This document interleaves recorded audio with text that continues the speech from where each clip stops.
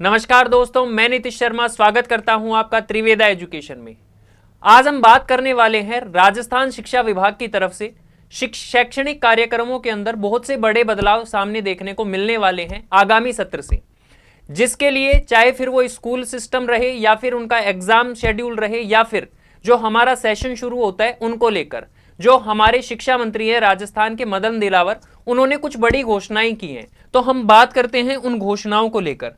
राजस्थान के अंदर जो आगामी सत्र रहने वाला है उसके अंदर सबसे पहले तो दोनों टाइम शिक्षकों की हाजिरी अनिवार्य है। सरकारी निजी स्कूलों की ड्रेस समान होगी। मतलब मदन दिलावर ने कहा है कि आगामी सत्र से दोनों पारियों के अंदर, मतलब लंच से पहले भी और लंच के बाद में भी, जब स्कूल लगेगा तब और छुट्टी के टाइम, स्कूल के अंदर जो टीचर पढ़ा रहे हैं, चाहे वो प्राइवेट हो चाहे वो गवर्नमेंट हो, उनकी अटेंडेंस नोट की जाएगी।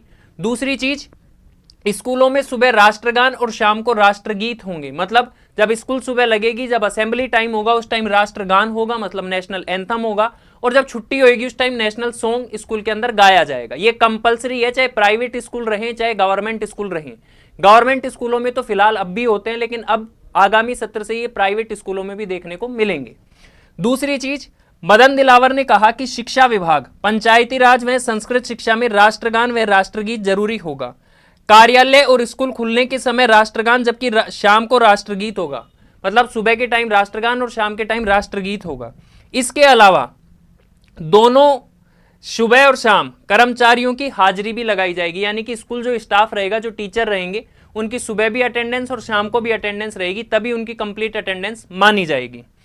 दिलावर सोमवार को कोटा यूनिवर्सिटी, वहां पे उन्होंने कहा कि दोनों टाइम तो हाजिरी होगी।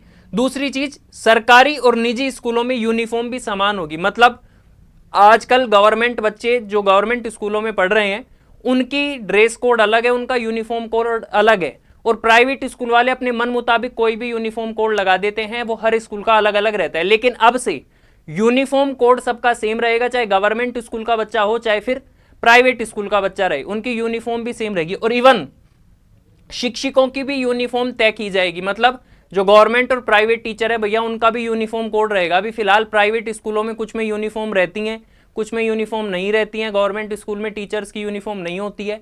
लेकिन आगामी सत्र से हमें ये देखने को मिलेगा कि टीचर्स के लिए भी यूनिफॉर्म क्या कर दी जाएगी, अप्लाई कर दी जाएगी, यूनिफॉर्म में ही आना पड़ेगा। इसके साथ साथ टाई पर रोक। अभी बच्चे क्या करते हैं, स्कूल जाते हैं तो टाई लगानी पड़ती है, लेकिन आगामी सत्र से जरूरी नहीं रहेगा। ड्रेस कोड ऐसा रहेगा जिसके ऊपर आपको टाई लगाने की जरूरत नहीं है। बच्चों के लिए ये अच्छी खबर है कि अब उन्हें टाई नहीं लगानी पड़ेगी। इसके अलावा 1 अप्रैल से नया सत्र। पहले जो हमारा सेशन शुरू होता था वो 1 जुलाई से रहता था, लेकिन अब की बार मार्च में ही पेपर करवा के, रिजल्ट डिक्लेयर करवा के 1 अप्रैल से हमारा नया सत्र लागू कर दिया जाएगा। यानी कि पढ़ाइयां अब नए सेशन की या नई क्लासों की जो पढ़ाइयां रहेंगी वो 1 अप्रैल से शुरू हो जाएंगी। इसके अलावा स्टूडेंट्स इंफॉर्मेशन सिस्टम, ये भी स्कूलों में लगाया जाएगा कि गवर्नमेंट स्कूल के अंदर जैसे अभी तो बच्चे जाते हैं, घर से निकल जाते हैं, स्कूल पहुंचते ही नहीं, मार्केट में घूम के फिर घर चले जाते हैं, तो घर वालों को पता ही नहीं चलता। प्राइवेट स्कूल वाले तो फिर भी फोन वगैरह कर देते हैं कि हाँ भैया स्कूल नहीं आया है बच्चा। लेकिन आगामी सत्र से क्या देखने को मिलेगा कि अगर कोई स्टूडेंट अनुपस्थित रहता है, एब्सेंट रहता है स्कूल के अंदर, तो भैया उसकी इन्फॉर्मेशन, उसका मैसेज उसके अभिभावकों तक, पेरेंट्स तक उसी दिन सेम डे पहुंचा देगा कि भैया आज आपका बच्चा स्कूल में प्रेजेंट नहीं हुआ है।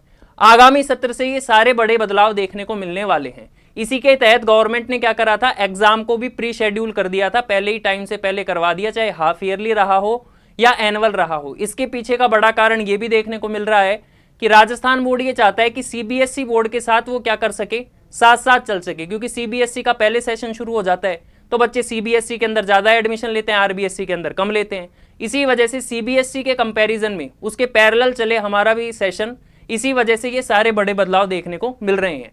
ऐसी ही अपडेट जानने के लिए चैनल को लाइक करें, शेयर करें, सब्सक्राइब करें। Thank you.